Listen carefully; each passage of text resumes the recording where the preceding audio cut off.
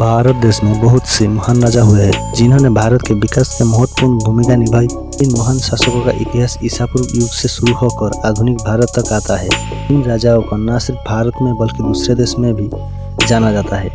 कुछ राजा ऐसे भी थे जिनका नाम सुनकर मुगल सम्राट भी उनके ऊपर हमला करने से पहले 10 बार सोचा करते थे। महाराजा रणजीत सिंह शेर ए पंजाब के नाम से विख्यात महाराजा रणजीत सिंह को सिख साम्राज्य का संस्थापक माना जाता है। उन्होंने 19वीं सदी को सिख शासन की शुरुआत की थी। बचपन में चचक की बीमारी में अपनी एक आंख गंवाने वाले रणजीत सिंह एक कुशल शासक थे। उन्होंने 10 साल की उम्र से ही युद्ध लड़ने की शुरू कर दिए थे। उन्होंने अपनी सेना को लड़ाई की खास तकनीक जैसे मार्शल आर्ट सिखलाई और सिख खालसा सेना तैयार की। सबसे दिलचस्प बात यह है कि दुनिया का नायब कोहिनूर हीरा कभी महाराजा रणजीत सिंह के खजाने में हिस्सा हुआ करता था।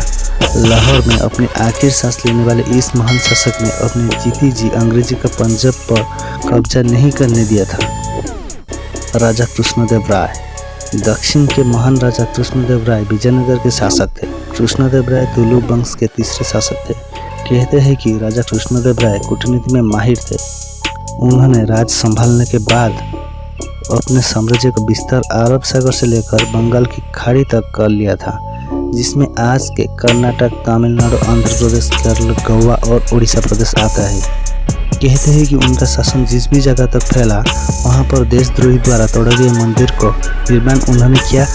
उन्होंने विजयनगर में भव्य राम मंदिर और 1000 खंभों वाला मंदिर की भी निर्माण करवाया था। सम्राट चंद्रगुप्त मौर्य इतिहास की चर्चा हो और सम्राट चंद्रगुप्त का नाम ना लिया जाए ऐसा संभव नहीं। मौर्य वंश के संस्थापक चंद्रगुप्त को भारत का पहला सम्राट माना जाता है, जिसने लगभग पूरे भारत में अपना शासन फैलाया। चंद्रगुप्त ने सिकंदर के सेनापति सेल्यूकस को युद्ध में हराया और उनके साथ संधि की कि वो कभी भारत पर आक्रमण नहीं करेंगे। चंद्रगुप्त ने अपने शासनकाल में न सिर्फ अपने राज्य की सीमाओं का बढ़ाया बल्कि अलग अलग खंडों में विभाजित भारत को अखंड भारत बनाए थे। महाराणा प्रताप सिंह उदयपुर मेवाड़ में सिसोदिया राजवंश के राजा थे। महाराणा प्रताप को मुगल शासक के सामने कभी न झुकने के लिए याद किया जाता है। कई वर्षों तक बादशाह अकबर के साथ युद्ध करने वाले महाराणा प्रताप का इतिहास एक प्रेरणा की तरह है। इन्होंने अपना सारा जीवन राष्ट्र, कुल और धर्म की रक्षा के लिए समर्पित कर दिया था। महाराणा प्रताप और उनके प्यारे घोड़े चेतक की वीरता की गाथाएं आज भी आपको राजस्थान की कण कण में मिल जाएगी। सम्राट पृथ्वीराज चौहान को भारत का अंतिम हिंदू सम्राट माना जाता है। उन्हें राय पीथर के नाम से भी जाना जाता है।